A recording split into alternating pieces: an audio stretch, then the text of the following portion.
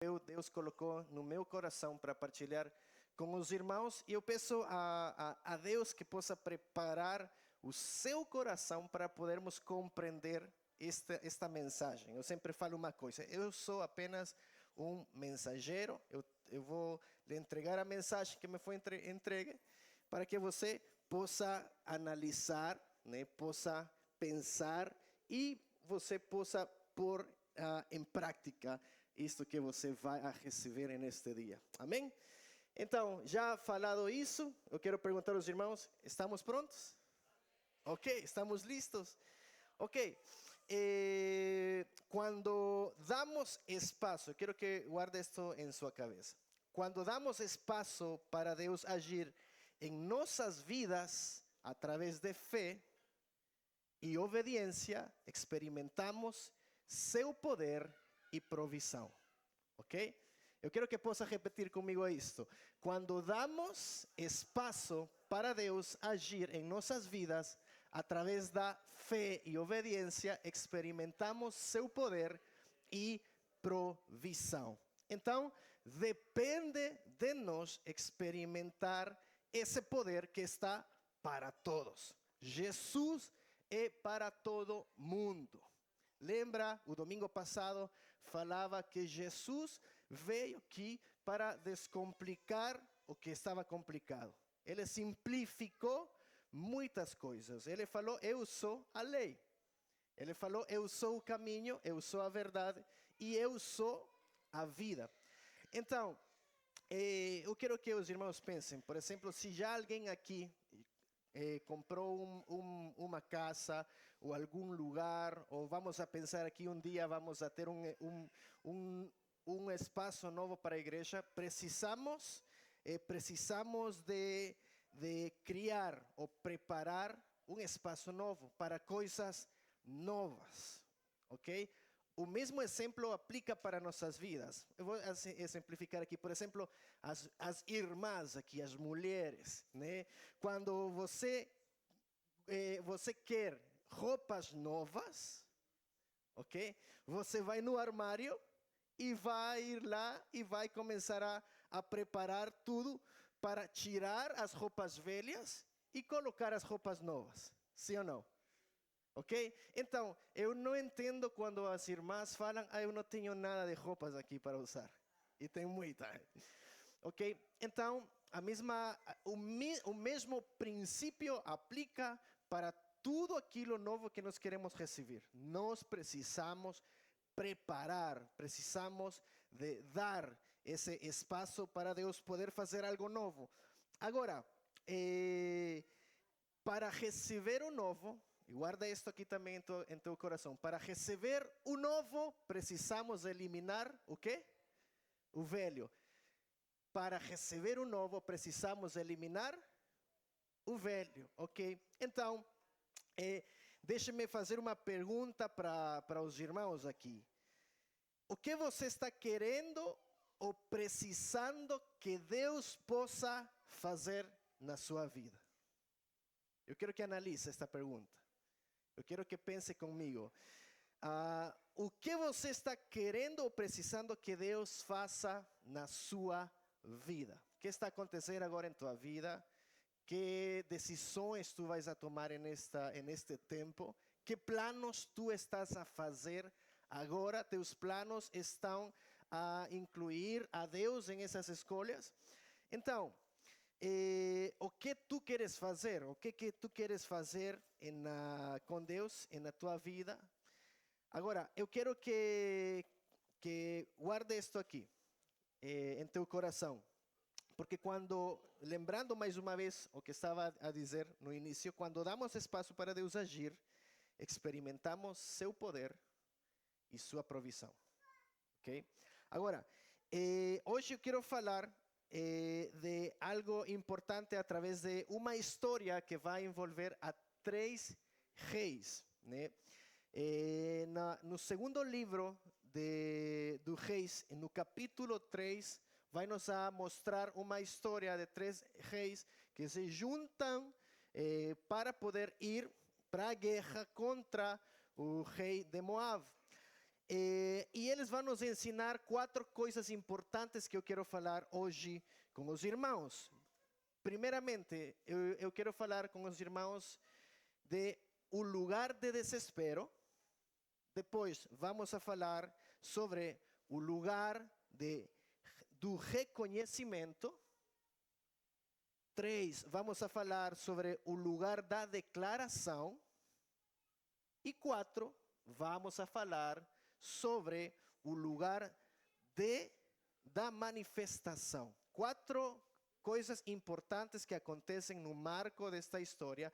E se os irmãos, os que gostam de escrever, estão aí os pontos que vamos estar falando hoje. Então, tudo isto vai acontecer no desenvolvimento desta trama, desta história importante aqui. Então, vamos a ir ao capítulo 3 do livro Deus Reis. E aqui, no segundo livro de Reis, capítulo 3.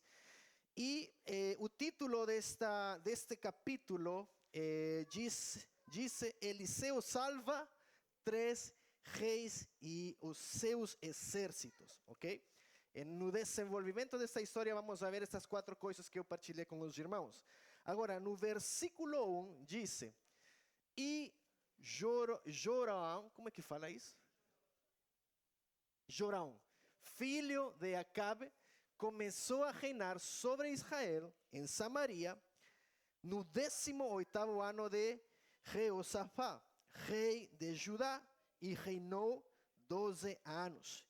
E fez o que era mau aos olhos do Senhor, porém, não como seu pai, nem como sua mãe, porque tirou a estatua de Baal, que seu pai fizera, contudo, aderiu aos pecados de Jeroboão, filho de Nebate, com que fizera Israel pecar, não se apartou deles. Ok? Ele tirou as estatuas, tirou as imagens e tudo isso de seu pai, mas ainda assim ele continuou sempre nessa vida de rebelião, de pecado. Lembremos que Israel estava dividido por situações políticas, foram divididos.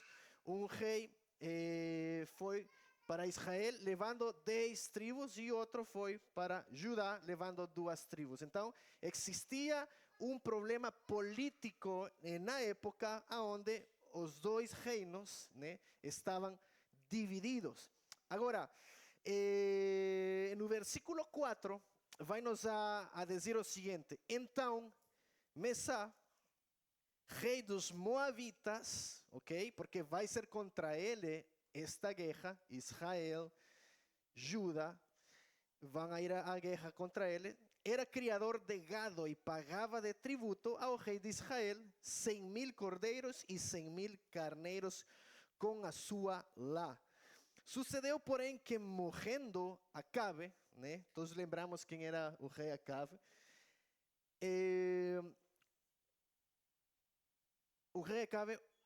O rei dos Moabitas se rebelou contra o rei de Israel.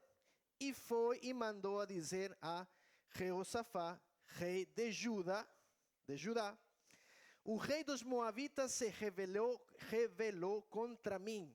Irás tu comigo a guerra contra os Moabitas? Aqui vai acontecer uma aliança entre os 2 reis, porque os Moabitas eram um inimigo em comum que tinha Israel e que tinha Judá. Então, o rei de Israel vai falar com o rei de Judá: olha, vamos a juntar-nos e vamos a ir à guerra contra os Moabitas, ok? Então, nessa caminhada, nesse processo que eles vão para a guerra, vai a juntar-se outro rei com eles. Depois vamos a ver que estes 3 reis têm uma personalidade diferente. 3 reis estão a reinar seu povo e os 3 são bem, bem diferentes. Agora, diz assim, versículo 7. E foi e mandou a dizer a Jeosafá, rei de Judá: os reis dos Moabitas se rebelou contra mim, irás tu comigo à guerra contra os Moabitas? E disse ele: subirei subirei e eu serei como tu, o meu povo como teu povo, e os meus cavalos como os teus cavalos. E ele disse, por que caminho subiremos? Algo interessante aqui, Israel, o rei de Israel, ele não tinha experiência militar. Ele não sabia o que fazer. E por isso ele vai buscar ajuda, porque Josafá, ele sim tinha experiência militar. Então, ele vai dar uma sugestão no versículo 9 para ir para este momento de guerra. No versículo 8 diz, por que caminho subiremos? Então disse ele, pelo caminho do deserto de Edom. E partiram o rei de Israel, o rei de Judá e o rei de Edom. E andaram rodeando como uma marcha de 7 dias, e não havia água para o exército e nem para o gado que os seguia. Até aqui, compreende a história?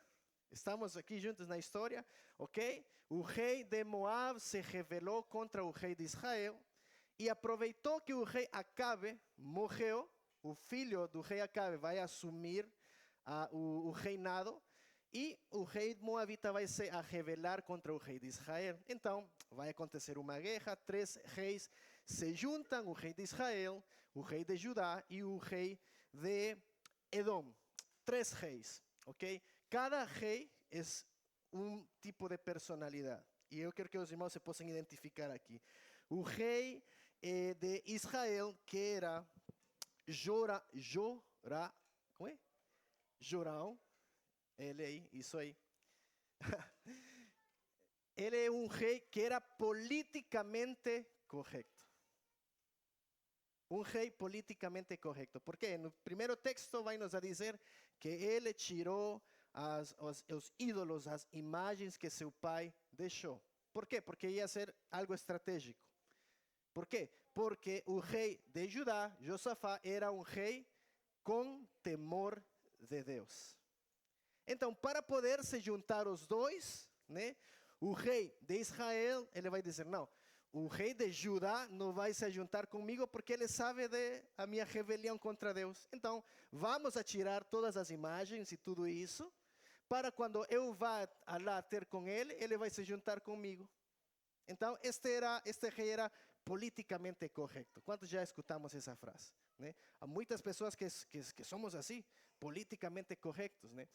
Agora, o rei de Judá vai se juntar com ele, e o rei de Judá era um rei temeroso de Deus. Temos o rei politicamente correto, fazia aquelas coisas que ele achava que eram boas, mas perante de Deus não estava bem. Temos o rei de Judá, que era um rei temeroso de Deus, e depois temos o rei de Edom, que este rei era como as ondas do mar. Ele vai para onde todos vão, ok? Então, conhece algum crente assim? Ele vai para onde todos vão, né? Então, temos esses 3 reis aqui que vão a ir para a guerra, os 3 juntos. E algo interessante vai nos ensinar aqui, porque vemos a Jeorão, rei de Israel, que era o filho de Acabe, fazendo essa aliança com Josafá, rei de Judá, e vai pedir ajuda para ir contra o rei dos Moabitas. Agora, nos versículos iniciais, nos ensina esta história, nos coloca tudo em contexto. É isto que vai suceder. Vamos para a guerra contra Moab. E o primeiro passo da jornada deles é aquilo que nós vamos a chamar o lugar de desespero. Ok? Por quê? Porque nesse lugar eles vão a chegar, e as escrituras nos falam aqui na história, que por 7 dias, eles caminharam no deserto e não tinham água. Era um deserto, não existia nada, e eles estavam com quê? Com os gados, com os guerreiros, estavam aí e não existia nada. Agora, eu quero que pense e analise comigo. Já você passou por algum momento ou um lugar de desespero? Já passou por aí? Esse lugar do desespero pode ser uma doença. Pode ser que eu estava buscando um apartamento e não consigo para alugar. Pior aqui na costa, né? Não chegou meu título de residência ainda. Estou há muitos anos esperando que chegue. Fecharam agora Portugal, já não recebe mais manifestação de interesse. Então, uma série de situações que acontecem em nosso dia a dia que se tornam um lugar de desespero. Um divórcio, depressão, qualquer coisa. Coloque um nome a essa situação, um lugar do desespero. Então, no capítulo 3, do versículo 9 até o versículo 10, vamos a ver como o rei de Edom e suas tropas se juntaram a eles, e os 3 exércitos viajaram por uma rota circular pelo deserto por 7 dias. 7 dias. Agora, algo interessante vai suceder, porque o rei de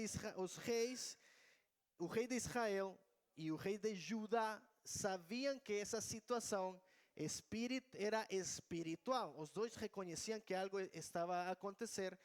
E vamos a ver no versículo 9, vamos a ler o versículo 9 e o versículo 10, o que eles vão a dizer.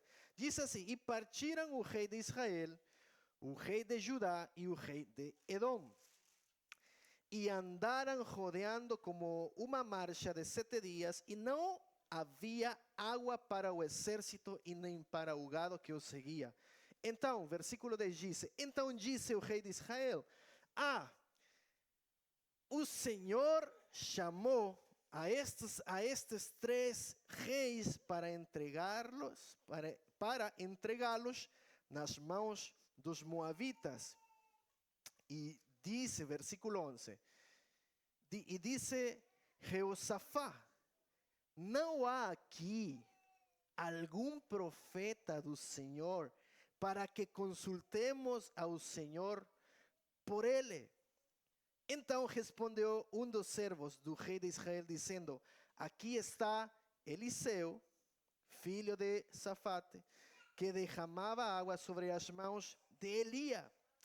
No versículo 12 diz: e disse Jeosafá: está com ele a palavra do Senhor. Então o rei de Israel, Jeosafá, e o rei de Edom desceram a ter com ele. Foram a buscar. Geralmente os reis sempre enviavam a alguém para ir e buscar as pessoas. Mas desta vez os 3 reis, neste momento de desespero, vão a ter uma atitude de humildade. E vão a ir a buscar ao profeta. Vão a ir a buscar uma resposta de Deus. Mas eu quero que os irmãos possam ver aqui quem foi o rei que pensou logicamente e achou que era necessário ir a buscar. Foi o rei de Israel, ou foi o rei de Edom, ou foi o rei de Judá? Foi o rei de Judá. Por quê? Porque este rei era temeroso de Deus. Então, quer dizer que quando nós temos temor de Deus, nós vamos a ir e buscar a resposta em Ele. O temor de Deus me leva a buscar a sua presença. Se eu não tenho temor por Deus em meu coração, então eu não vou a buscar a Deus, não vou a reconhecer que Deus é uma autoridade sobre minha vida. Então, lá está, eles vão a buscar a Eliseu, e no versículo 12 diz assim: e disse Jeosafá: está com ele a palavra do Senhor. Então o rei de Israel, Jeosafá, e o rei de Edom desceram a ter com ele. Mas Eliseu disse ao rei de Israel: vai falar com quem, Eliseu? Com o rei de Israel: que tenho eu contigo?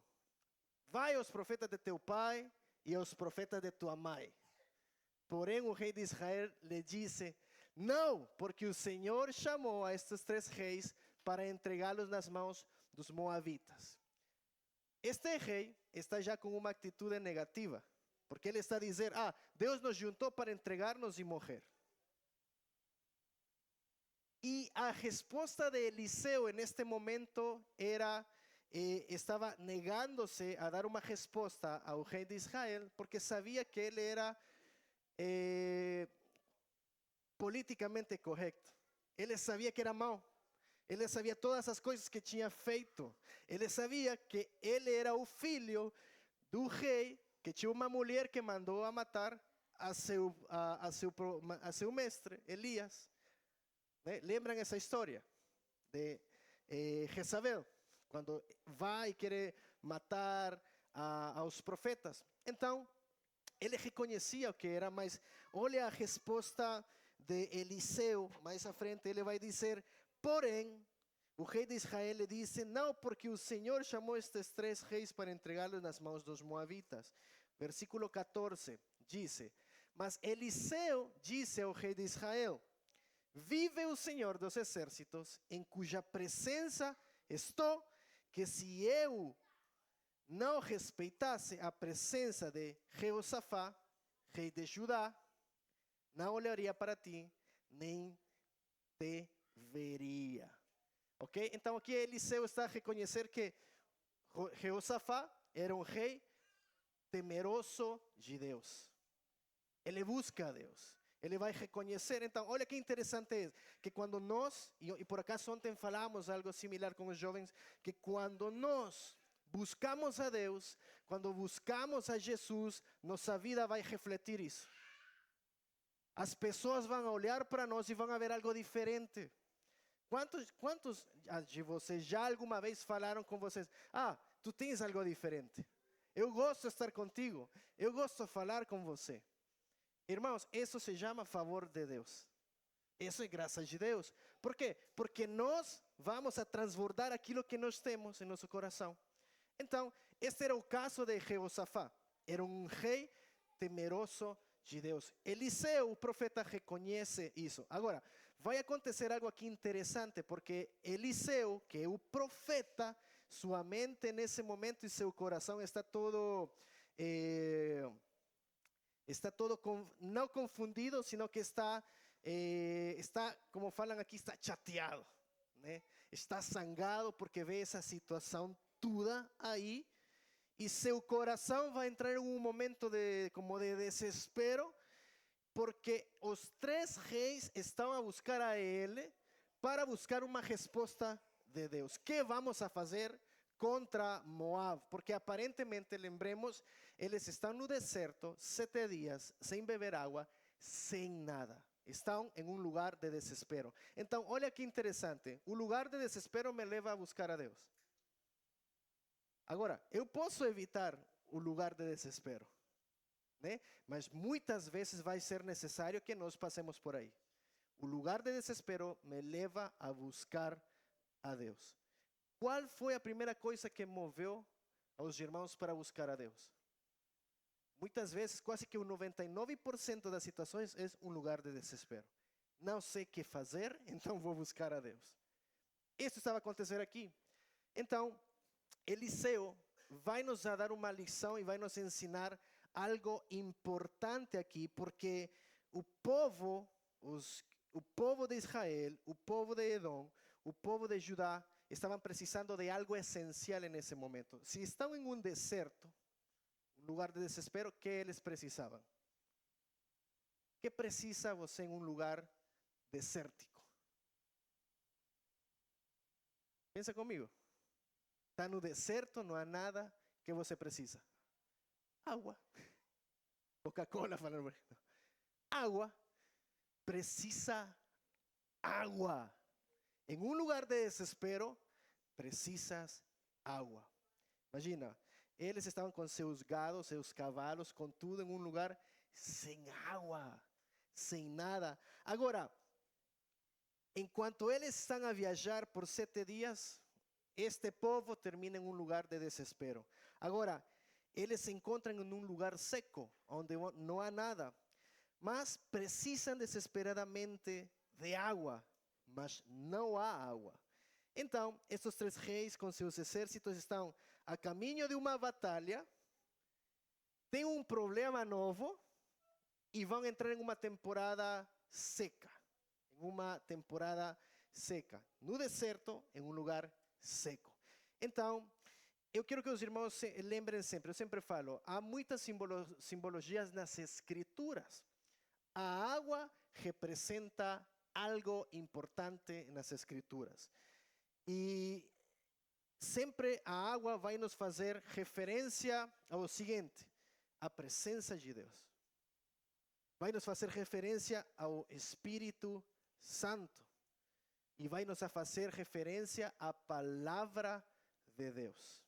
Ok? Então, vemos aqui que em João capítulo 7, versículo 37 até o versículo 39, vai nos a exemplificar e vemos como Jesus vai fazer uma promessa sobre a vinda do Espírito Santo.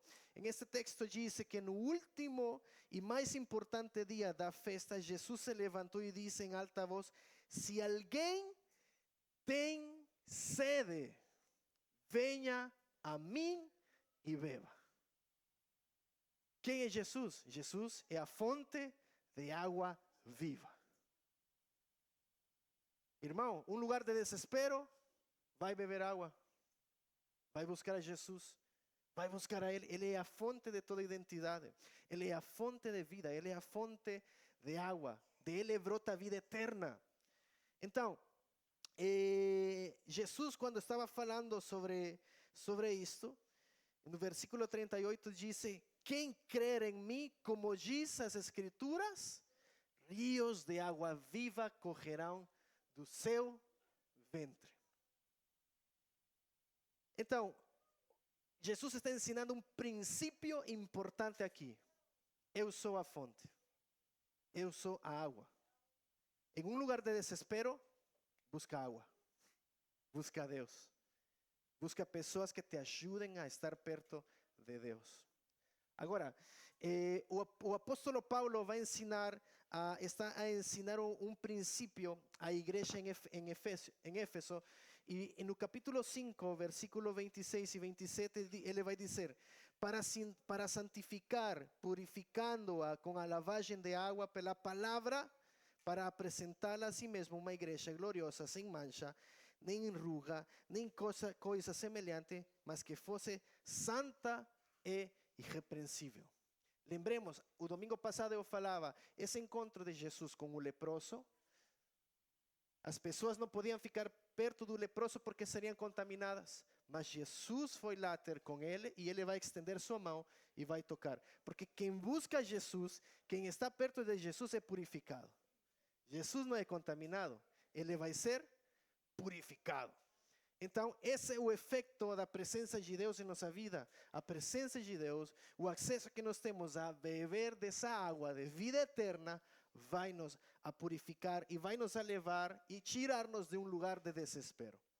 Ok? Agora, há um princípio que vai nos ensinar algo importante aqui, que Eliseu vai a ensinar-nos. Vamos a voltar para esta história, que vai nos levar ao segundo lugar, o lugar do reconhecimento.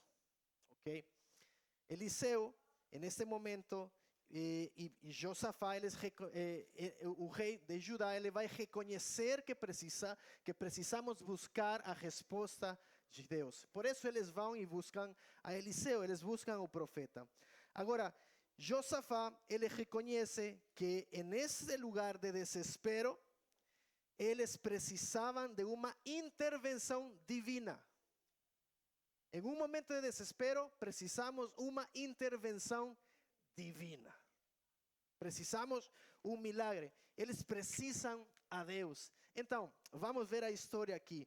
Em Salmos capítulo 20, versículo 7, há um texto que vai nos dar uma referência que diz: uns confiam em carros e outros em cavalos, mas nós faremos menção do nome do Senhor nosso Deus. Ok? Lugar de reconhecimento é reconhecer o poder de Deus. Agora, em um lugar de desespero, estamos falando que o lugar de desespero, eles seguem para um lugar de reconhecimento. Eu estou desesperado, busco a Deus. Quando busco a Deus, eu vou reconhecer que preciso dele. É isso que está a acontecer nesta história. Por quê? Porque agora eles precisavam de uma palavra, de uma declaração de Deus. E aqui está a terceira coisa que eu quero que os irmãos possam ver comigo: o lugar da declaração. Eliseu, no meio desse barulho, no meio desse desordem, no meio de tudo isso, ele vai pedir uma coisa só. Ele vai falar, e aqui os músicos vão gostar dessa parte. Ele vai pedir um músico, um adorador. Ok? No versículo 15, diz assim: ora, pois, trazei-me um músico. O que aconteceu com o músico? Olha, em um momento importante, Deus vai levantar a este músico. Ok? Agora, no versículo 15 diz: ora, pois, trazei-me um músico. E sucedeu que, tocando o músico, veio sobre ele a mão do Senhor. Veio sobre quê? Sobre ele? A mão do Senhor. Ok? Há algo importante aqui, porque neste momento o músico vai fazer algo importante aqui. A mão do Senhor vem sobre o músico, a presença de Deus vem sobre o músico e a mão do Senhor vem sobre o profeta. Ok? Então, Eliseu vai nos ensinar algo importante aqui, porque a primeira coisa que ele vai a buscar em este lugar de reconhecimento é a ajuda de Deus. Vai buscar a presença de Deus. Então, neste momento, Eliseu sentiu que a atmosfera, ou atmosfera? Como é que é? Vocês como confundem a gente. A atmosfera espiritual precisava mudar para ele poder ouvir a palavra de Deus. Precisava mudar. Lembremos que estavam em um momento de desespero. Estava, por causa do profeta, os reis reconhecem, entram em um momento de reconhecimento e precisam ajuda de Deus. Então, o profeta, nesse momento, vai a buscar a presença de Deus para poder receber a revelação, para poder receber o rema, a palavra do Senhor. E qual é a primeira coisa que ele vai fazer? Vai pedir um músico. Por quê? Porque a música, a adoração, é um elo, é uma ligação com o espiritual, com Deus. A adoração vai nos levar a um momento calmo em nosso coração.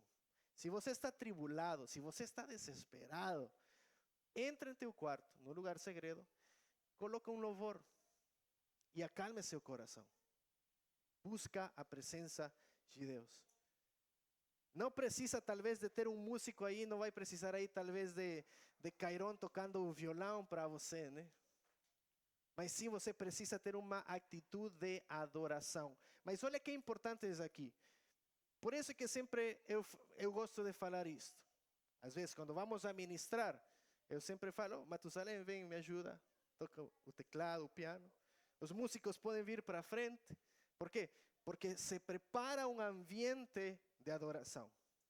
Se prepara uma atmosfera de búsqueda.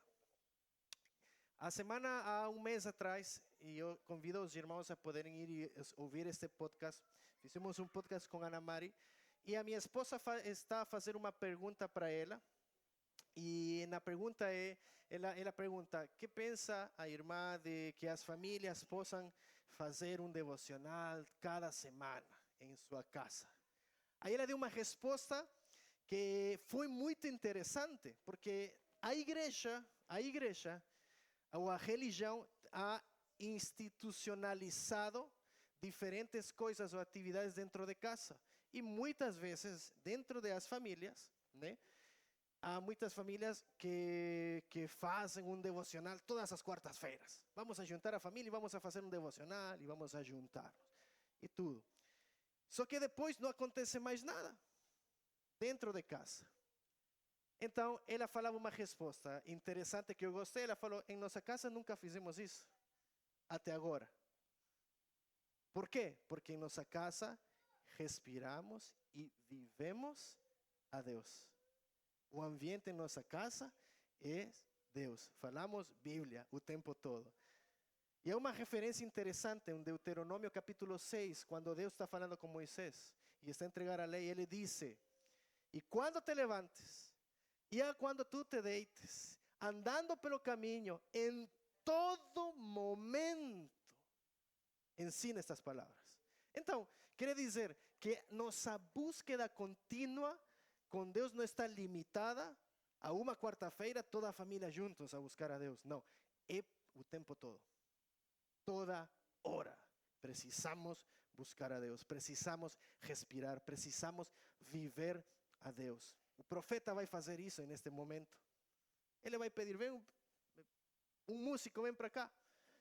Vamos a criar atmosfera de adoração. Vamos a buscar a Deus. Então, se você está em um momento de desespero, se você está em um momento de uma temporada seca, então vai adorar a Deus. Tu vais receber a resposta. Tu vais ouvir a voz de Deus. Tu vas a compreender isso. Então, a palavra profética sobre Eliseu vai ser algo interessante porque aqui acontece algo muito importante. O ministério deste adorador que estava ali abriu a porta para o profético. Então, olha que interessante e importante é nossa vida de adoração com Deus. Então, sua unção como músico abriu a porta para que o profeta começara a profetizar. Então, há algo interessante que vamos a ver em Atos capítulo 13, versículo 2, quando dice: e enquanto ministravam ao Senhor e jejuavam, o Espírito Santo disse: separem-me agora Bernabé e Saulo para o trabalho para o qual os tenho chamado. Estavam em um momento de adoração. Em Crônicas há uma parte que diz que todos os sacerdotes estavam no templo, estavam em 2 Crônicas, capítulo 5, versículo 12, diz que todos os levitas que eram músicos, Asafé, Emá, Jedutum e seus filhos e parentes estavam de pé no lado leste do altar, vestidos de linho fino e tocando címbalos, harpas e liras. Eles eram acompanhados por 120 sacerdotes tocando trombetas. Os trompetistas e músicos se uniram para dar louvores e agradecimentos ao Senhor, acompanhados por trombetas, címbalos e outros instrumentos. Os cantores levantaram suas vozes em louvor ao Senhor e cantaram: Ele é bom, seu amor dura para sempre. Então o templo do Senhor se encheu com uma nuvem e os sacerdotes não puderam continuar seu serviço por causa da nuvem, pois a glória do Senhor encheu o templo de Deus.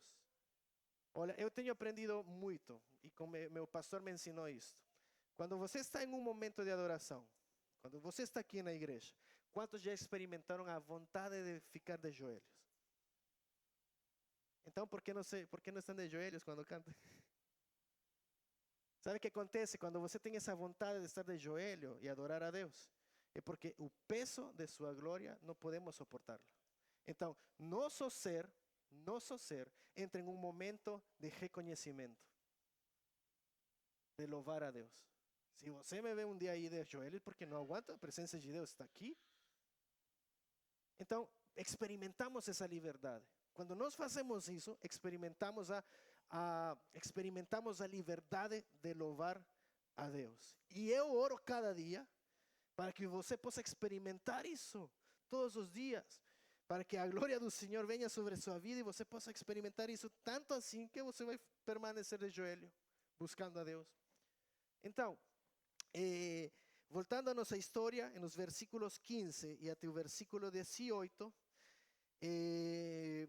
Eliseu vai a dizer, porque assim disse o Senhor, versículo 15, perdão. Ora, pois, trazei-me um músico. E sucedeu que, tocando um músico, veio sobre ele a mão do Senhor. E disse assim: diz o Senhor, fazei neste vale muitas covas. E já aqui no meio da pregação, este é o nome, o título da pregação. Façam covas, façam covas. Por quê?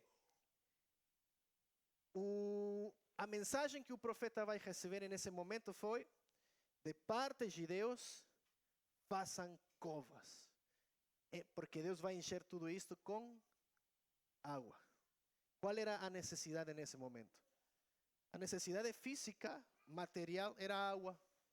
Mas a espiritual era reconhecer a glória de Deus.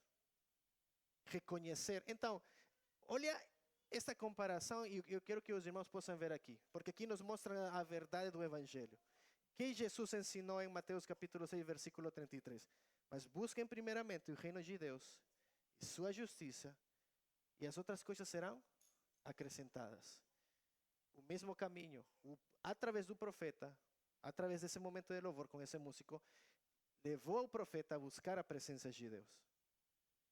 E eles reconhecem, não, precisamos de Deus.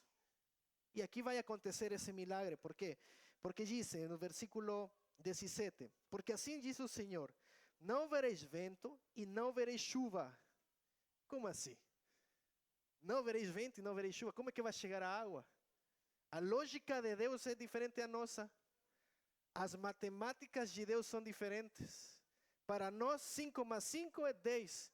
Para Deus, 5 multidões. Panes e peixes, lembra?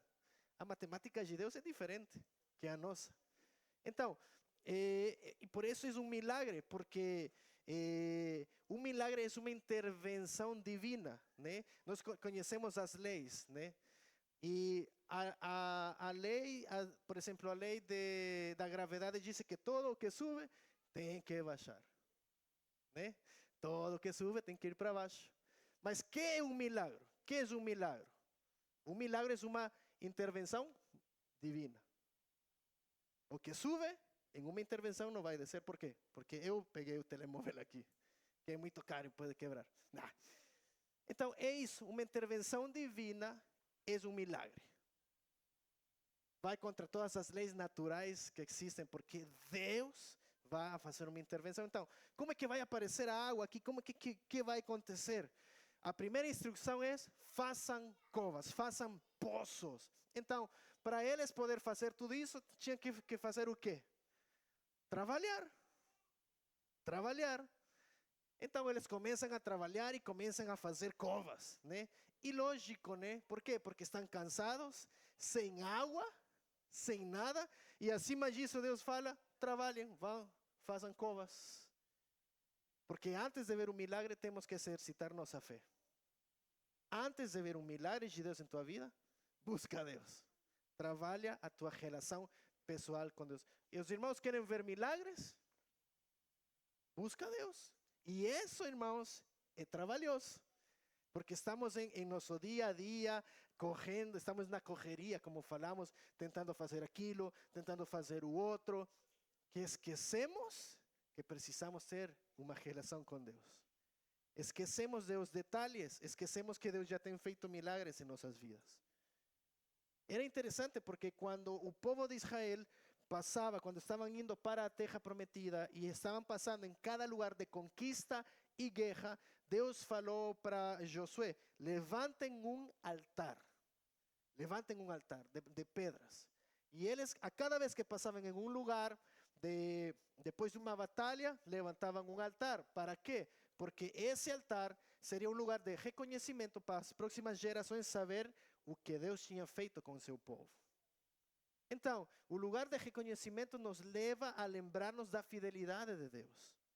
Nos leva a lembrar-nos que Deus é um Deus de detalhes e que Ele tem cuidado de seus filhos.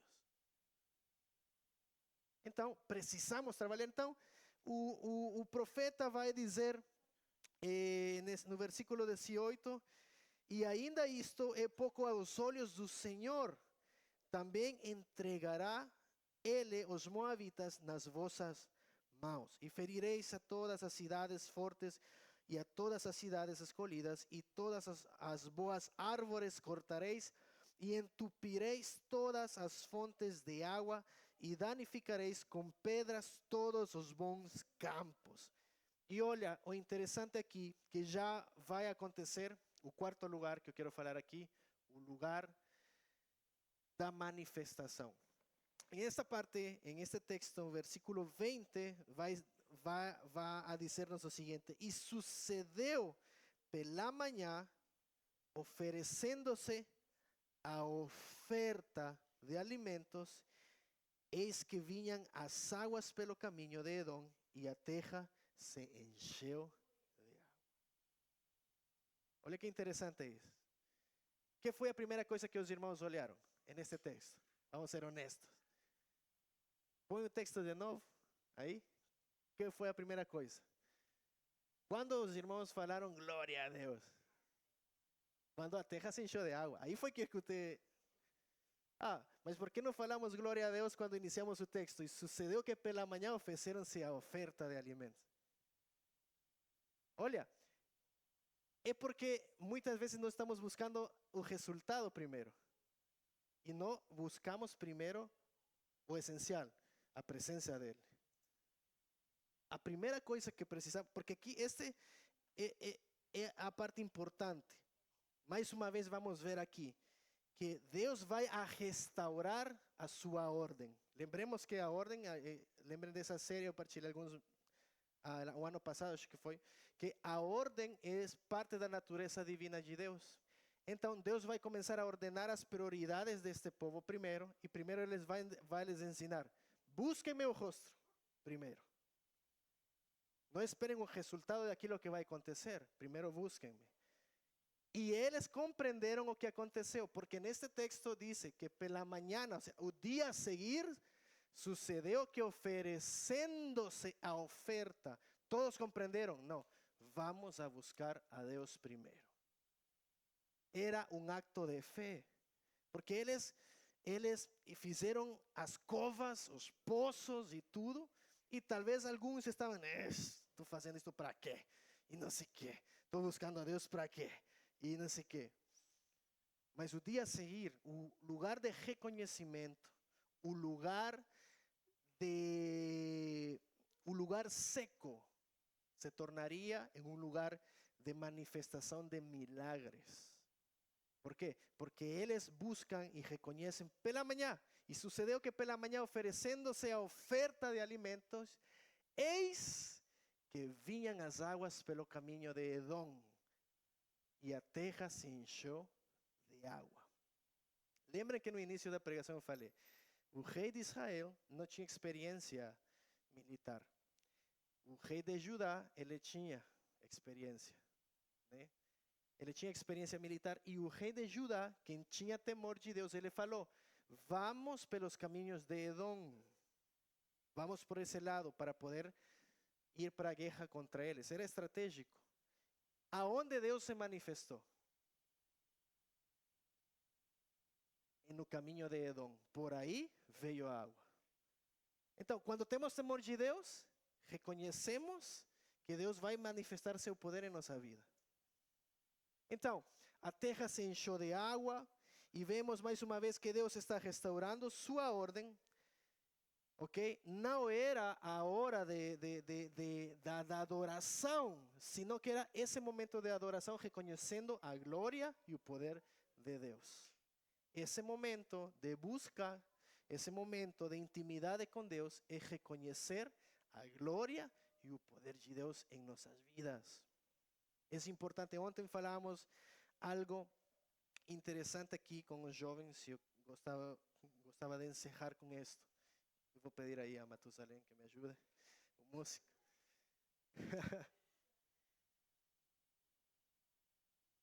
Qual é a diferença, o que poderia fazer a diferença em nossa geração, né? Como podemos fazer a diferença como cristãos em nossa geração? E partilharam muitos argumentos válidos e tudo. E eu só lembrava uma coisa, que nós, para podermos ser a diferença em qualquer lugar, precisamos ser imitadores de Jesus. Isso, porque as pessoas vão ver isso, Jesus através de nossa vida, ok? Há muitas coisas que vão a ser pensamentos ou argumentos. O apóstolo Paulo, ele disse que todos nossos pensamentos, nossos argumentos são jogados no chão quando Jesus vem à nossa vida e transforma tudo aquilo que nós somos, todas as coisas que nós fazemos são jogadas no chão. Por quê? Porque Jesus passa a ser o primeiro em nossa vida. Então, quando uma pessoa tem um encontro com Deus, com Jesus, sua vida não vai voltar a ser a mesma, ok? E olha aqui, talvez alguns não vão a concordar comigo nesta parte, ok? Mas quando alguém tem um encontro com Jesus verdadeiro, sua vida muda e não precisa nem de seguimento. Não precisa que o pastor ligue quarta-feira para lembrar que sexta-feira vou ligar de novo para que domingo chegue na igreja, né? E glória a Deus por esses pastores e essas igrejas assim, está bem. Até eu faço isso, né? E tudo. Mas eu reconheço algo importante. Quando alguém tem um encontro com Jesus, sua vida muda totalmente. Toda, irmãos. Toda. Coisas que faziam começam a diminuir, né? ¿Por quê? Porque essa obra regeneradora do Espírito Santo em nossa vida. Coisas que, hábitos que tínhamos começam a mudar. Estamos incomodados em fazê-lo e já não fazemos mais. E pouco a pouco a vida dessa pessoa, ou dessas pessoas que chegamos a ter um encontro com Cristo, vai mudando tudo, né? E aqui é quando Jesus fala que Ele não veio para que a lei não se cumpra. Ele veio para que a lei possa ser cumprida. Então, o que acontece? Nossa vida é transformada por Jesus. E como nós já temos conhecimento da lei, e o apóstolo Paulo ele disse que por causa do conhecimento da lei é o conhecimento do pecado, então nossa vida começa a mudar e começamos a deixar de fazer aquelas coisas que nos afastam de Deus. Pouco a pouco. Então, vemos aqui, em toda esta história aqui que falamos, que quando nós reconhecemos o poder de Deus em nossa vida, quando passamos por um lugar de desespero, precisamos buscar a presença de Deus, buscar a sua resposta. Quando reconhecemos que precisamos essa búsqueda, vamos a ir a um lugar de reconhecimento. Eu vou reconhecer o poderio de Deus na minha vida. Eu vou reconhecer que Jesus é meu Salvador, que Ele é meu Senhor. E isso vai me levar a um momento de declaração. Por quê? Porque quando eu reconheço a Jesus como meu Salvador pessoal, eu vou adorá-lo. Eu vou a buscar a Ele. Eu vou a buscar sua presença. E aí vai dar lugar a esse lugar da manifestação. Vamos a ver os milagres de Deus em nossa vida. E com isso não estou a dizer que pode ser milagres físicos, milagres financeiros, qualquer coisa. Mas o mais importante é o milagre da salvação. Porque tudo que nós construímos agora aqui, vai ficar aqui. Vai ficar aqui. Mas só há um lugar importante, a eternidade. E só temos uma oportunidade, irmãos. Uma. Não há outra. Uma oportunidade. Já há muito tempo, há muitos anos, eu já tive a experiência de deixa eu ver, sim, 3 vezes, irmãos, 3 vezes, quase que eu vejo o rosto do Criador. 3 vezes. E nas 3 experiências, cada uma dessas 3 foi diferente. A primeira, eu lembro que quase eu termino, como é que fala? Ahogado? Como? Afogado, sim. Não folgado, não. Afogado. Estava em uma lagoa grande. Estávamos fazendo umas coisas ali. E eu não consegui continuar a nadar mais, porque eu fiquei muito longe da baixa. Eu fui mais para frente, porque eu queria mostrar que eu conseguia nadar, né? E quando eu estava já a voltar, eu comecei a sentir que só com os braços estava assim, e meus pés, já nada. E de repente, sim, para baixo. E eu não conseguia subir. Irmãos, eu lembro que nesse momento eu perdi a consciência. E de repente eu vi uma mão assim, e me puxou para cima, né? E me levou para como é? Para baixa. Diz, como? Isso aí. Isso. E me deram respiração boca a boca, fizeram todo esse negócio, né? E aí eu tirei toda a água que tinha assim. Eu falei, Criador, Cadê tu? E tu? Essa foi a primeira experiência. A segunda vez foi que eu já partilhei essa história aqui com vocês. Foi que eu tive um acidente em uma carrinha. Eu estava cansado, estávamos voltando de uma atividade com Castelo do Rei lá, e eu precisava ir a pagar o aluguel da casa onde morava, e eu pedi para que me prestaram a carrinha do ministério. Então eu fui sozinho, a minha esposa ficou no acampamento e eu fui para lá. E eu pensei, estou com muito sono, vou colocar música a todo volume, assim para cima, para não ficar dormido. Eu coloquei a música. Eu lembro colocar a música assim e de repente, escuridão. Fiquei dormido e de repente, pum, pum, pum, pum, pum, fui a bater um monte de árvores. O airbag saiu, queimou tudo aqui, e quando eu vi era um acidente, irmãos. O carro estava, fiquei dormido, 20 segundos, dormido. E quando eu acordei, escutei alguém que falou, o carro vai explodir, sai daí. Olha, e a primeira coisa que eu fiz, olha, porque eu estava indo a pagar o aluguel, e eu deixei a carteira do lado, a primeira coisa que eu busquei foi a carteira. Saí do carro, todo baralhado, e vi, misericórdia, o que aconteceu? E apareceu alguém, me tirou do carro e não sei o que. Eu lembrei do número de telemóvel do meu chefe e tudo, e liguei para ele, olha isso aqui, aconteceu uma situação e quase que morri e tal.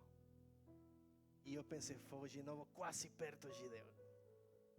E a terceira vez que eu já partilhei foi um macaco infeliz que me mordeu. É sério. Um macaco me mordeu aqui, ó, o pescoço. E a mordida do macaco ficou entre a veia jugular e a carótida, no meio. As duas veias aqui. E dessa vez eu pensei que sim, eu já veia a Deus. E ele me falou, não filho, vou te enviar para Portugal a aguentar uma igreja por lá. Estou brincando. Mas o que eu quero dizer? Temos uma oportunidade. Uma só. Se tu ainda não entregaste a sua vida a Jesus, eu oro para que tu possas experimentar o poder redentor de Cristo. Porque, olha, a melhor coisa que vai te acontecer é isso aí. Isso, é Jesus, é Jesus. É Jesus. Então, temos uma oportunidade para isso. Amém? Vamos a ficar em pé nessa hora.